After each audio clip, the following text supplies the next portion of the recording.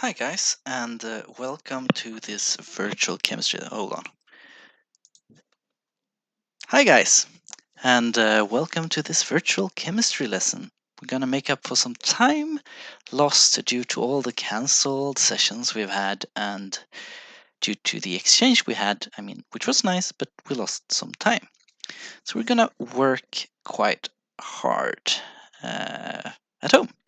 So I'm reaching out to you through the interwebs instead. So this is a virtual lesson, and for this lesson I would like you guys to have pen and paper ready so you can take notes as we go on. Please pause the video so you can take all of the appropriate notes. Remember, you learn by writing things down.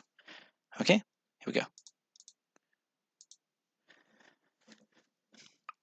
So we're going to talk about the intramolecular forces, and that is bonds within chemical compounds, in contrast to intermolecular compounds, as you might recall. Intramolecular forces within chemical compounds, intra, and we're going to talk about three types of these, and we've written them on the whiteboard. The types we're going to talk about, it's metallic bonding. That type is a type of intramolecular force we observe between metals and metals, both in chunks of metal of the same element and in alloys of various sorts. Together they build up metal crystals with central cations surrounded by delocalized free-moving electrons. The attraction between these guys then to each other, that's going to be the type of bonding we have. It's called metallic bonding. This video is primarily going to focus on ionic bonding, that is between metals and non-metals. Remember these rules, how we use the periodic table to predict metals and non-metals, to the left metals, to the right non-metals. And if we have a compound between a metal and a non-metal, then it's going to be an ionic compound. We're going to use the term ionic compound interchangeably with salt in this course. So don't think about table salt sodium chloride, but salts is a salt is an ionic compound, but it can be anything really that involves a positive ion and a negative ion. These ionic compounds, they build up so-called salt crystals that consist of so-called cations and anions. The third type of intramolecular force we have, it's covalent bonding. These are forces that arise between non-metals and non-metals. And these, by forming covalent bonds, we form molecules, which you've heard about before, I hope. In molecules, atoms share electrons, but in a different way than the metals do. So let's get into this, shall we? Let's start with ionic bonding. On this picture here, I have a metal to the left, lithium, Li is the chemical symbol for that, and to the right I have a non-metal, fluorine. So let's see how these two react together and how they form ionic bonds. So ionic bonding only occurs between metals and non-metals, like we see here. The difference in electronegativity, and remember this little triangle, it's delta, a large delta, which we use to denote a difference between something. In this case, difference in electronegativity between two atoms that form a bond together. And in this case, or in the case of ionic bonding, this difference is typically larger than 1.7. And we don't have any unit for this value. In ionic bonding, a non-metal with a high electronegativity is going to take or steal electrons from a metal with a low electronegativity. We remember that this is a measurement of how strongly we attract valence electrons. So if it's a high value, we're good at attracting both our own valence electrons and valence electrons of surrounding atoms. Fluorine has the highest value of electronegativity in our periodic table, and lithium has a fairly low value, not the lowest, but a fairly low value. This means that lithium isn't very good at holding on to its outermost valence electrons. Fluorine is very good at holding on to its valence electrons, and it's going to be good at taking electrons from other compounds. That's what we see happening here. Didn't follow? Well, let's do it again. So lithium doesn't hold on to its outermost electron. Fluorine and the protons in the fluorine atom here pull on this electron and pull so hard that it's actually going to pull it straight away from the lithium metal, and we're going to get something like this. So let's see. Lithium, right, it's defined by having 3 protons. Atomic number defines which element we have. If we compare the number of protons in lithium after this thing has occurred, we're going to have 1 proton more than electrons. That's going to reflect its entire charge. So we're going to denote it with a plus up here to denote that it has a +1 charge. That is 1 proton more than electrons. The fluorine here, it gained an additional electron. We have 9 protons in the middle here. That defines that it's actually fluorine that we're looking at. And it has 2 electrons in the K shell and 8 in the L shell. So we have a total of 10 electrons, 1 electron more than protons. That's going, if we look at the whole thing and take a net charge of this, we're going to get a -1 charge for the whole thing. We formed ions. We formed a lithium ion, a positively charged ion, and a fluoride ion. And this ending "ide" is common for the non-metals that form ions, like this. And this occurs through a chemical reaction. So the process of stealing an electron, that doesn't just, it's nothing that we don't notice. It's a chemical reaction, and in this case a rather violent one. It's going to produce quite a lot of heat, I suspect. So when we move electrons, then we have chemical reactions. Okay. Once we've had this chemical reaction and we ended up with a positive ion and a negative ion, these are going to attract each other, right? Because now we have something that's overall positively charged and something that's overall negatively charged. And remember that plus likes minus, we have these electrostatic attractions. And the electrostatic attraction between this whole plus charge and this whole minus charge, well, that's called an ionic bond. I'm going to denote it with a little line here, though you usually don't do that when you write ionic compounds, more molecules, but still, I'm denoting that this attraction using a line in this case. So a positively charged ion, and this goes for all positively charged ions, a name for those are cations.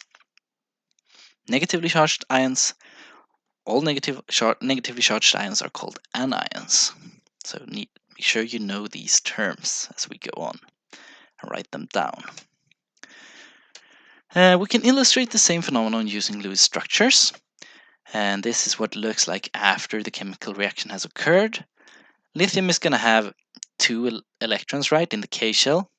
But since we moved its outermost electron, I'm going to denote this without electrons, just to show that we've moved it over to the fluoride. Now it's a fluoride. Here, remember what these dots represent?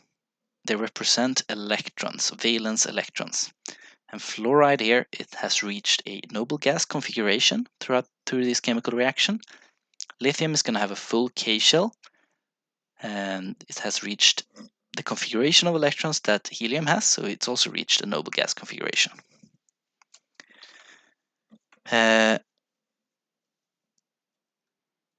So a chemical compound formed by 2 or more ions is called an ionic compound, or a salt, and we use these interchangeably. Right, now I'm going to talk about something that's called an empirical formula. And that's what you usually see when we write up the chemical formula for a salt, for example, but also for some molecules in some cases.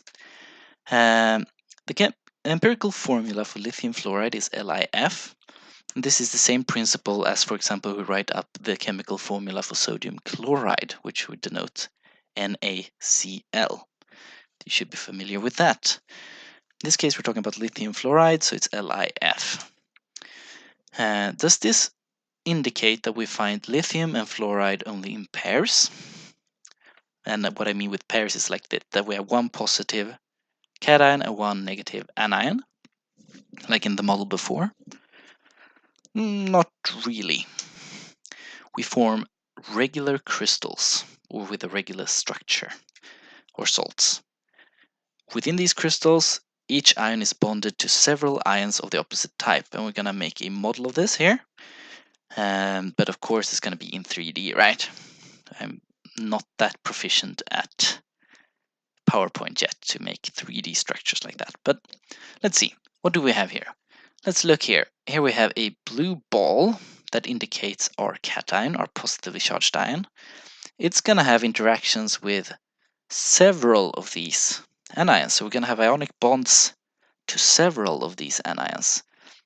More than shown here because we're going to have the structure in 3D. Same goes for the anions. Each anion is going to be surrounded by positive cations and going to form ionic bonds to these here.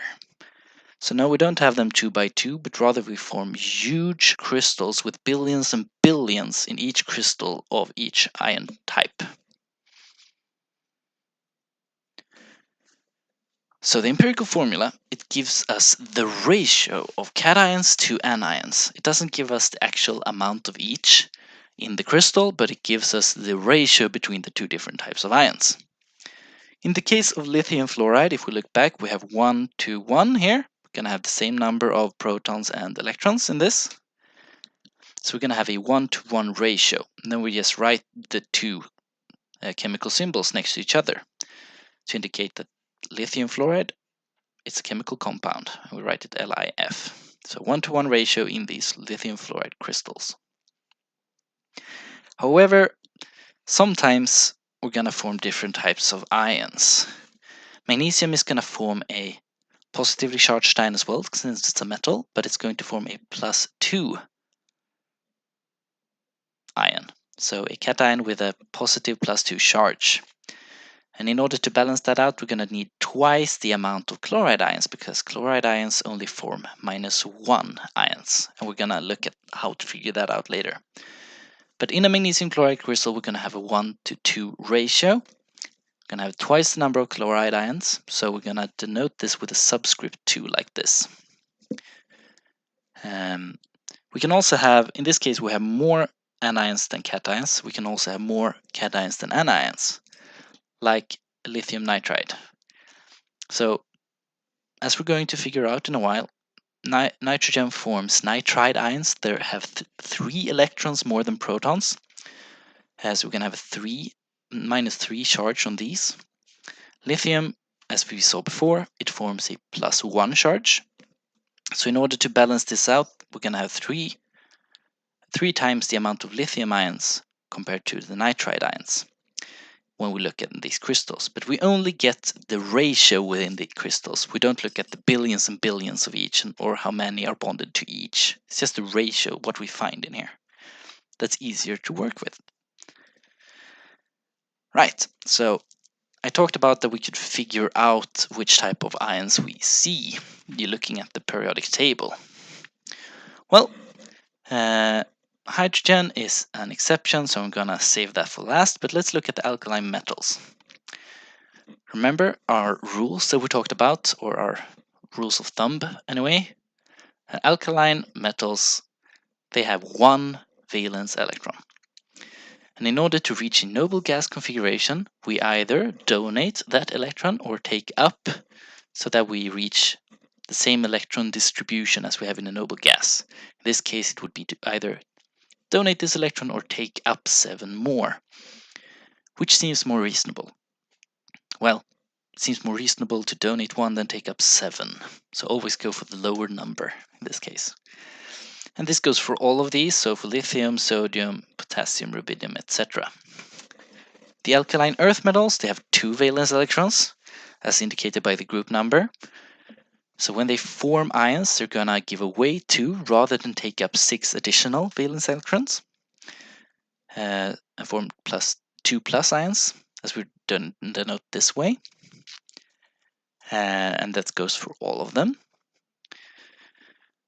Then we approach the middle of the periodic table, and And then our rules are going to be harder, and we've skipped the transition metals completely here. Aluminium, we know that aluminium has 3 valence electrons, and we can use our rules to predict that it's easier to give away 3 than take up 5 more. But for other elements in this group, it's harder to predict. We have a metalloid up here, for example. And these ones going down as well. It's going to be harder to predict using this, but aluminium, you're supposed to know that aluminium forms a 3+ ion. The elements in group 14, they either have to donate 4 electrons or take up 4 electrons, and this doesn't really happen. It's just too large a difference between the number of protons and electrons for this to happen. So these reach a noble gas configuration using another method. And typically that method is forming covalent bonds, but we'll get to that later when we talk about molecules. Going to the right, group 15, nitrogen. It has 5 electrons. Then we start to reason, is it easier for nitrogen to take up 3 more electrons or donate 5? Well, go for the lower number. So now we take up electrons, we have more electrons than protons, and we get a 3- charge here. Going down, it's harder to predict as we have the metalloids going here. But nitrogen is essential, so memorize this and figure out. Make sure you know how to figure out the charge of the nitride ion, as it's called. Oxygen, going to group 16. Oxygen has 6 valence electrons. Easier to take up 2 valence electrons than giving away 6.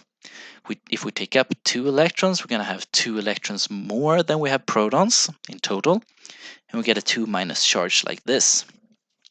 This ion is called an oxide ion. And you see the suffix here, "ide." It's something that we can spot on all these anions, these negatively charged ions here. Same goes for sulfur. It forms a sulfide ion as well with a 2- charge. So we write the names of these ions a bit differently between cations and anions, which we have to the right.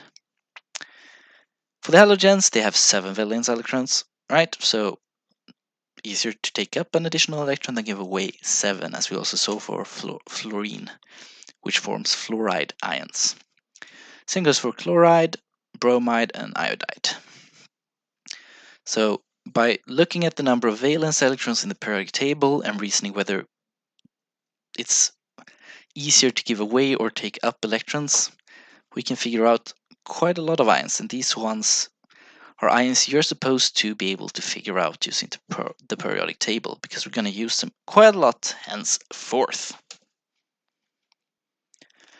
Now, however, we're going to make this deal with ions a little bit more interesting. Because aside from what we looked at on the previous slide, the atomic ions, we also have polyatomic ions.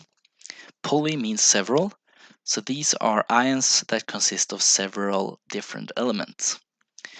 And in this case, it's going to have to be molecules of different types. So when molecules form ions, that means they have a discrepancy between the number of protons and electrons. They form polyatomic ions. And they're more content when they share valence electrons as molecules, but they still have this discrepancy, some more electrons or more protons than electrons in total. We're supposed to know a couple of these by heart. We have polyatomic anions, negatively charged polyatomic ions. And now I would like you to just pause this and write these down, because we're going to use them. So you need to just cram them in your head, study hard, and make sure you know these, because these are essential in chemistry. And you're going to encounter them over and over again as we go on. Hydroxide ions, we're going to talk about these quite a lot, and especially we're going to talk a lot about these when we get to the acids and bases part of the course. Cyanide ion is a good ion to know for when you're going to talk about the electron transport chain, when we talk about cellular respiration later on in biology and the IB. The sulfate ion, very common polyatomic ion that we use a lot. Same goes for nitrate. We write this NO3-. You see that the charge here can vary. The phosphate ion, which you've seen in DNA already, I believe, it forms a 3- ion. The carbonate ion, it forms a 2- ion.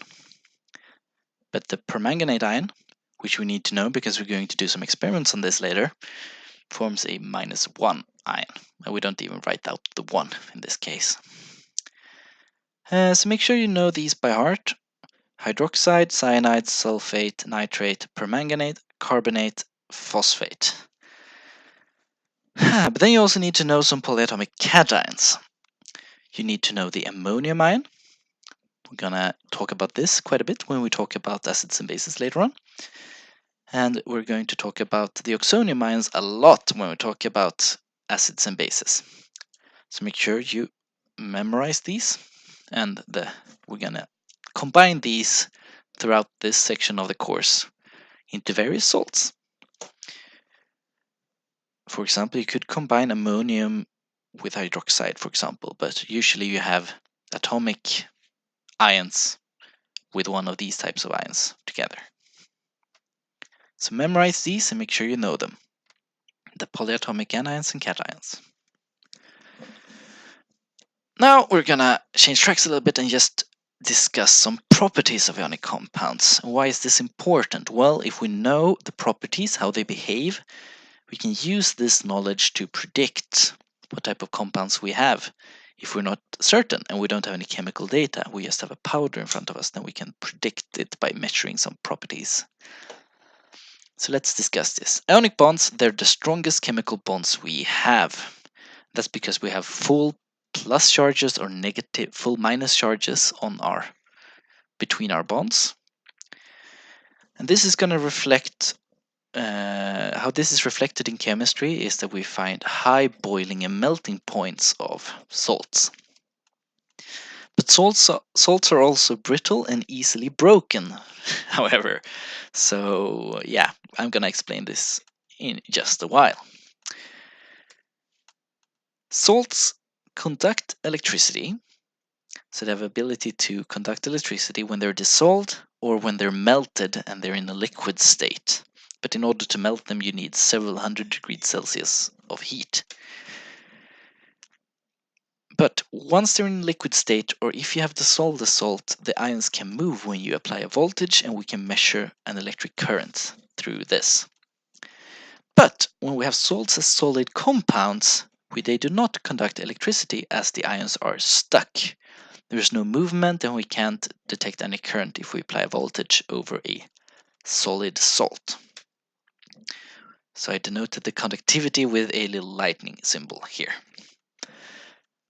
When salts are dissolved or in a liquid state, they conduct electricity. When salts are in a solid state, they do not conduct electricity. Right, so let's explain this, that we have the strongest bond, but we can still dissolve salts and we can still break salt structures. So let's start with how can we dissolve salts using water, polar compounds. Well, think back to your kitchen. Back home, you most likely have salt in your kitchen. And which salt? Well, usually sodium chloride. You can also have some potassium chloride if you have healthier salts, but let's go with sodium chloride. And we have it in a bowl. Then I'm gonna add this model of the salt crystal that we work with. Then we pour water in this bowl with salt in it. And what happens? Well, first and foremost, we need to look at these water molecules. They're polar. That means that's a term that we're gonna get into. It means that we have opposite charges on opposite sides, opposite partial charges, as we say. And since they have a measure of a charge on either side, fairly strong to be fair, they're attracted to the charges of the ions, because, plus likes minus and minus likes plus. So water is going to just swarm this molecule, swarm this salt crystal as we pour water in our bowl with salt. Water is liquid. That means that we have movement, right? Kinetic energy of our particles.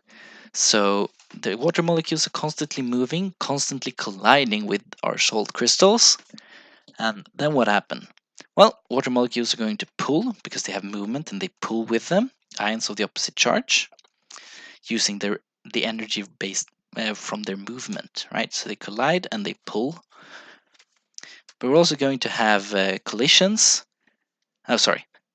Let's finish this. So once we pulled away ions of different types, these are quickly surrounded by more water molecules because we have a vast excess of water molecules. So you can only dissolve this salt if you have more water than you have salt, right?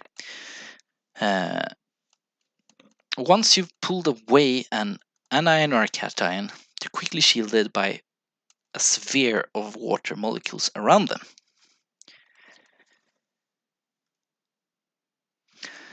But, I mean, the water molecules move with rather high speed and they're going to collide with the crystal and repel. So if I put a water molecule like this